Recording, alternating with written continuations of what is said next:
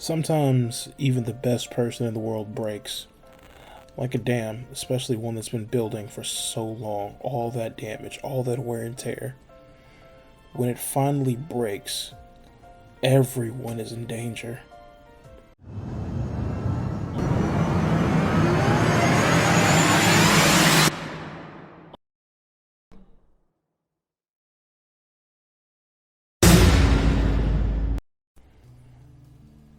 How far will you go for revenge? And how far does a good man fall before he can stand back up?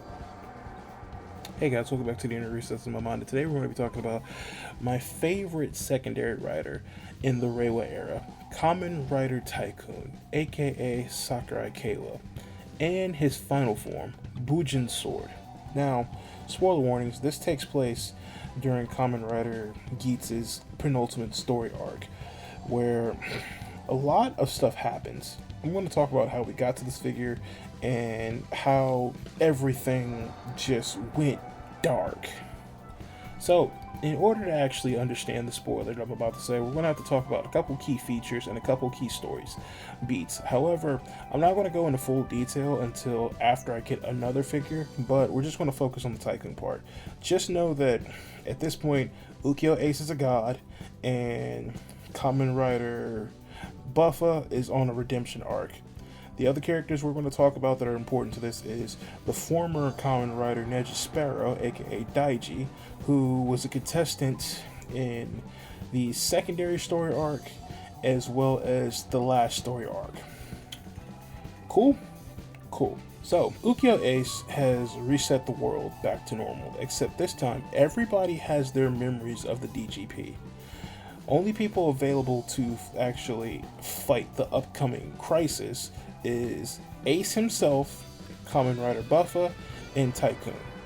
Last story arc, Kamen Rider Buffa destroyed everybody that he can get his hands on ID core wise, because during his little arc of power, he was trying to destroy the DGP any way he could by getting rid of the players. By doing so, he was destroying their ID cores. If they didn't remember or could transform, then they were safe from everything else. At least that was what he thought.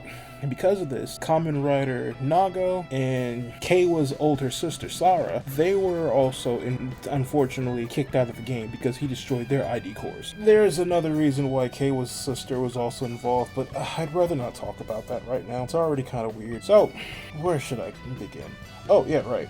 A new Yamato outbreak has caused alarm. No one knows why, but people are turning into Yamato. Come to find out that Neji Sparrow, aka Daiji, he is creating a virus that is turning people into Yamato. We didn't understand at the time, but the Yamato outbreak had multiple stages. Stage 1, if you destroy the Yamato, the person who was transformed gets to get their life back. But stages 2 and 3, once you die as a Yamato, there is no coming back. The infection spreads to the point where it's incurable. And the reason why Daiji was doing this is because he wanted knowledge. So he figured if he turns people into Yamatos, not only will the Yamatos spread and they can have a life for themselves, but he could also take the knowledge of the former host, making himself smarter. He was building all of that, but we'll talk about that after this part. So, Keiwa and Ace went to go confront Daiji. Daiji changed himself into a Yamato himself, making himself the king of the Yamato. During all this, Sakurai Keiwa's sister Sara was in the middle of a job interview. Unfortunately, the Yamato attacked, and she was trying to help fight back and defend as many people as possible. Before Sakurai and Ace approached Daiji, Daiji actually was there on the scene. But you come to find out that he infected Keiwa's sister with the virus. The only other person there at the time that could fight back was Michinaga. He thought, hey, Ace could defeat these and turn people back to normal. I can too, but that wasn't the case. Daiji explains that the virus has evolved where if people are a stage 2 or 3, once the virus takes over and you destroy the virus, the host dies with them. Geats understood the situation and made Keiwa go find his sister as fast as he could. By the time he got there, Michinaga already destroyed the Yamato. She turned back to normal. Keiwa tried to save her, but she ended up dying in his arms, causing Keiwa to spiral and go down a very, very dark path. His sponsor, convinced him after making him leave his apartment to seek power. The only person that could do that was Sumeri. In the last story arc, we come to find out that Sumeri is a candidate to become the new goddess of creation. The goddess was used to help rewrite the world for the winners. Anytime they won, they would grant the wish. But since they destroyed the old one, they were going to use Sumeri to make the new goddess. She still had that power, so Keiwa managed to convince her to give him the power he needed to become the strongest there was. But the producer of the series sent his right-hand man to go after Ace. Keiwa at that point took her and tried to actually save her. At least that was his plan, so he can get her to give him what he wanted. A new buckle that would give him the power to crush everybody that wronged him. First person he went after, Michinaga. They fought, they talked. It didn't end well. And then Keiwa broke out the new buckle, turning into Kamen Rider Tycoon, Bujin's sword, the Black General. This transformation was so cold. It was interesting, and the sword that came with it made you think, oh, he's really like that, and proceeded to put belt to ass. He beat down Michinaga, then he turned his sights to Daiji. Beat the crap out of Daiji, and would have killed him if it wasn't for Ace. It was crazy, but he learned his lesson, and he got a new power-up from it. In fact, let's look at that power-up, shall we? Alright, so let's go ahead and get into it, shall we? Like always, box. I've been looking forward to this since they announced it earlier last year, and I couldn't just not get this figure. And I'll be perfectly honest with you, it's a little crazy because I pre-ordered the day it went live. I pre-ordered the day it went live, but the problem is immediately after it sold out. So, let's go to show you. Everybody's been looking forward to this. And we confirmed the other three characters are getting their final forms too, so heck yeah. Set that right there.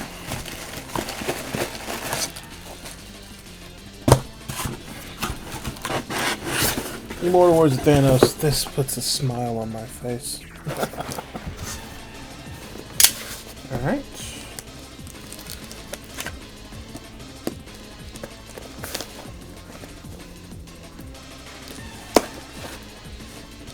Hey, there we go.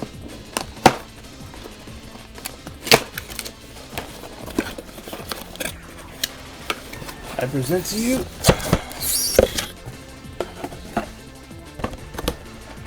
Sakurai Keiwa's Bujin sword form. Look at the back. And of course the front.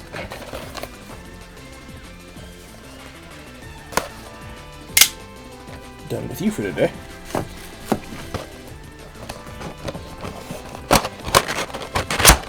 I have been looking forward to this for a while.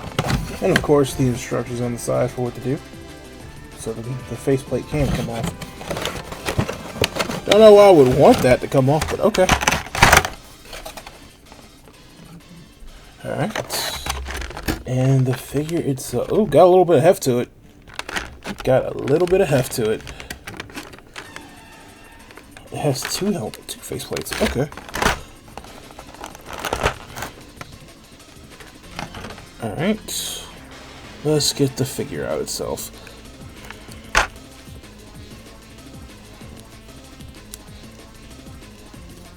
I love the driver in this buckle. I mean, look at this thing. It also comes with the short part as well too, because the way he transforms with it after he slides it into places on his driver, he pulls the sword back. Cape stuff.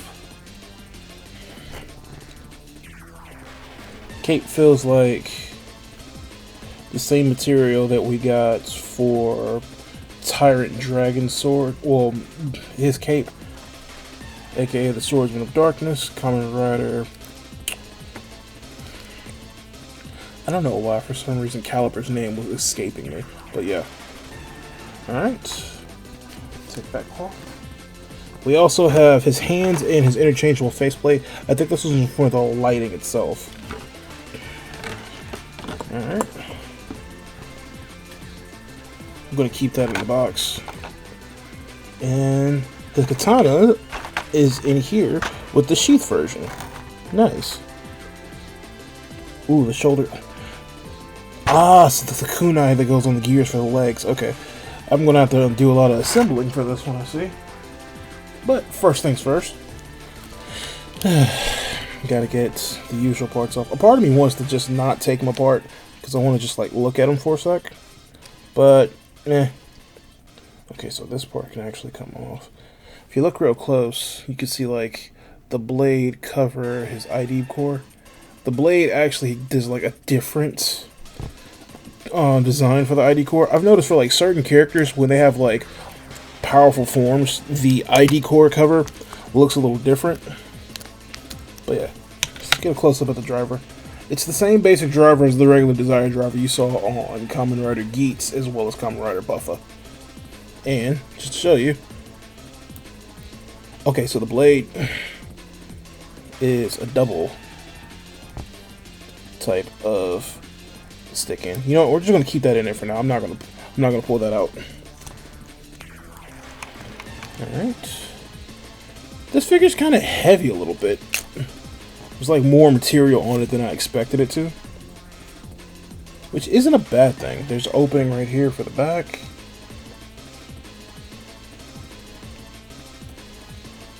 And one of the pieces of the cape came off. Okay, so that's actually interesting. It's all on a ball joint. Okay. And of course, the legs. Let's go ahead and get the kunai stars on the boot. Get this back over here. How am I supposed to get this? Oh, wait, there's... I was going to say, how am I supposed to get this? Thank you. Eh? Eh.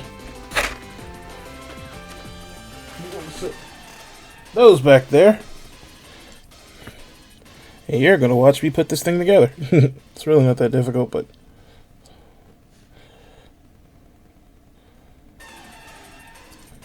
Alright.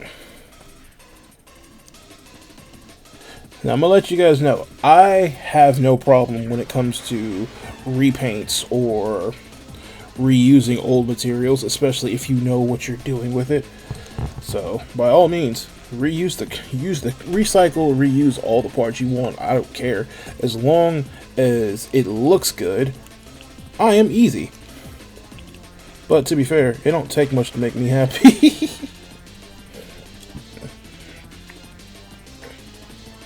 Alright. There we go. You see the boots? Okay. Off jump, leg articulation. It's not that bad. The figure itself, the shoulders look like they're going to probably be in the way a little bit. So I probably won't be doing like as many like strenuous poses with him, which isn't that big a deal because then again, in the show, he wasn't doing that much. He was doing the precise things he needed to hurt people, and that's all that mattered. As I love the polish of the cape exactly right here too. So yeah, see the kunai down here on the boots. It's a little stiff, no big deal though. Now, I think this can pull. Yep, this can pull off. Let's put the new face on. Set that right there.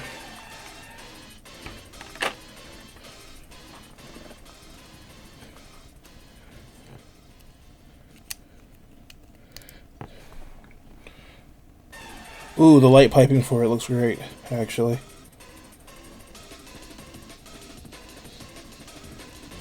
Your face doesn't look that bad. Doesn't really look like much has changed, but eh. Alright, let's see. Spread the cape out a little bit more.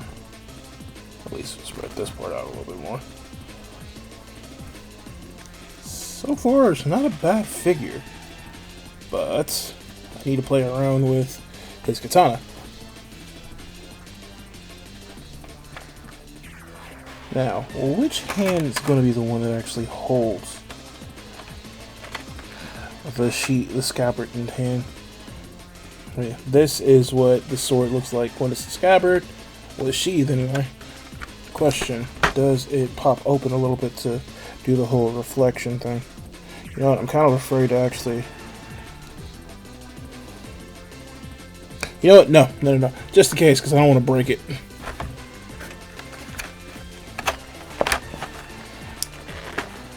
And of course, I'm going to change his hand to him holding the actual katana. I'm just going to have him hold the scabbard.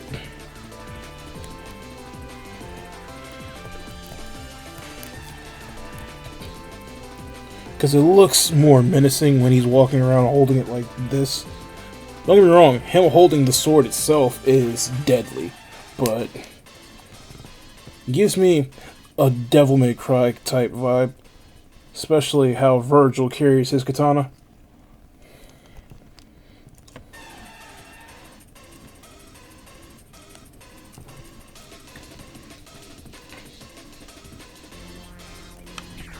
Look at this.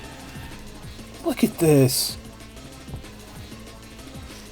Even the way the silhouette of the light sits on him just looks really badass. I wish I could do this figure more justice, but it's actually not a bad figure. Honestly, I can see why everybody was looking forward to it, because this thing looks so sick. Get him a draw for him, so that way he looks like he's about to really pop off. Seriously, the hands that he put on the people that wronged him in this form is just crazy. Because, let's be honest, when you push somebody enough, especially when they're a good character, to the breaking point, that's your fault. And when they crash out, you don't have anybody to blame but yourself. Michinaga found out the hard way. But yeah. Like I said, look at the paint. I didn't really even focus on it last time, but really look at the paint. The black, the green, the visor. Everything just looks really good in my opinion. I think this has to be like the darkest figure I have, and I own some like predominantly black figures. But I guess the way the lighting is coming up, hold on, let me try to change a little bit the light spectrum, see how this helps.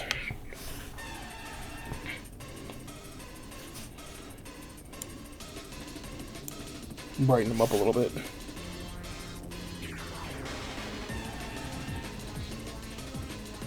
I think this is like one of the dopest figures I own, and I'm not gonna lie, I own a lot of dope figures, but this one's special to me.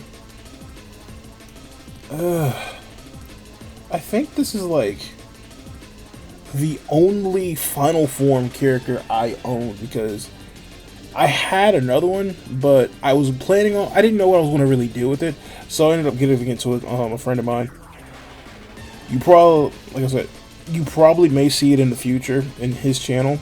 Either way, it's really dope. But yeah, the cape is going to get on my nerves, but Tycoon Bujin sword.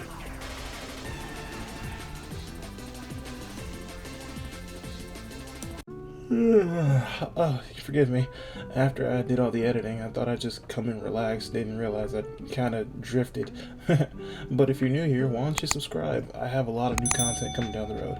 But if you've been here before, here's a random playlist of something I've done, and the most recent thing I've done here too. Take care.